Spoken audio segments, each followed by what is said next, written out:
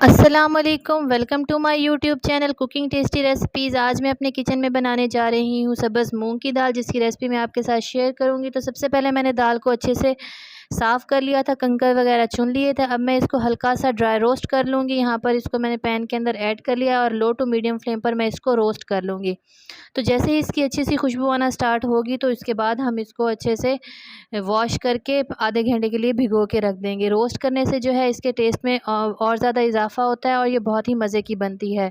तो ये देखिए यहाँ पर ये अच्छे से रोस्ट हो चुकी है, इसकी खुशबू आना स्टार्ट होगी। अब मैं इसको अगेन बर्तन में शिफ्ट करके और इसको वॉश कर लूँगी। तो जब तक कि मेरी जो दाल है वो होती है, सोक होती है, तो तब तक मैं यहाँ पर ले लूँगी टमाटर। टमाटर यहाँ पर मेरे पास घर के हैं, देसी टमाटर हैं यहाँ पर, तो मैंने फ़्रेश अभी उतारे हैं।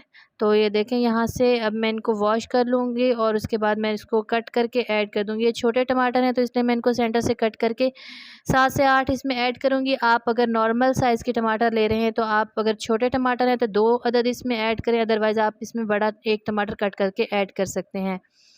तो ये देखें यहाँ पर जो है मैंने दाल को अच्छे से वॉश कर लिया था और उसके बाद आधा घंटा इसको भिगो के रख दिया था। आप चाहें तो घंटा भी भिगो कर रख सकते हैं, बिल्कुल साफ़ सुथरा इसका पानी है। तो अब मैं इसका प्रोसेस स्टार्ट करूँगी। मैंने इसको पैन के अंदर ऐड कर लिया है और इसके अंदर बाकी के तमाम चीज़ें जो हैं वो मैं ऐड करूँगी।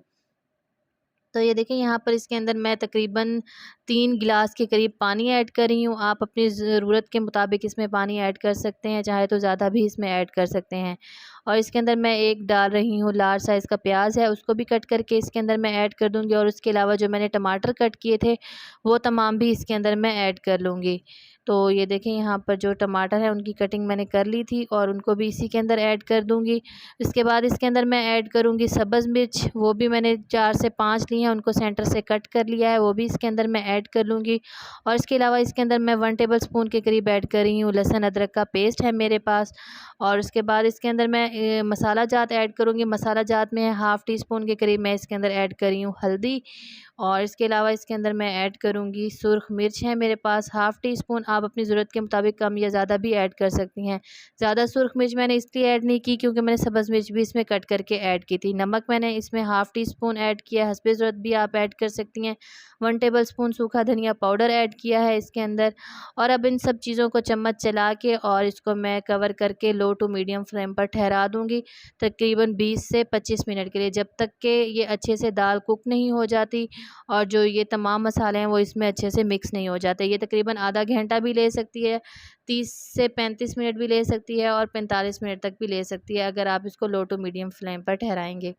तो ये देखें यहाँ पर जब तक कि ये अच्छे से कुक नहीं होती, अभी भी ये जो इसमें कसर है थोड़ी बाकी है, तब तक मैं इसका जो है तड़का वो रेडी कर लेती हूँ। तो एक पैन के अंदर मैं ले लूँगी हस्बे ज़रूरत, मेरे पास ऑयल है हाफ़ कप के करीब। आप इस चाहें तो देसी घी का भी इस्तेमाल कर सकते हैं, चाहे तो यहाँ पर मक्खन का इस्तेमाल भी कर सकते हैं। तो जैसे ही ऑयल गर्म होगा इसके अंदर मैं ऐड करूँगी लहसुन अदरक का पेस्ट है मेरे पास। आप यहाँ पर सिर्फ लहसुन भी ले सकती हैं, मैंने इसमें थोड़ा सा अदरक साथ ऐड किया, लेकिन इसमें जो लहसुन है उसकी क्वांटिटी ज़्यादा है। तो इसके बाद इसके अंदर मैं लूँगी 1 टेबल स्पून के करीब ज़ीरा पाउडर ज़ीरा ऐड करूँगी। आप चाहें तो साबित ज़ीरा है मेरे पास, आप चाहें तो ज़ीरा पाउडर भी इसमें ऐड कर सकती हैं तिड़के के टाइम पर।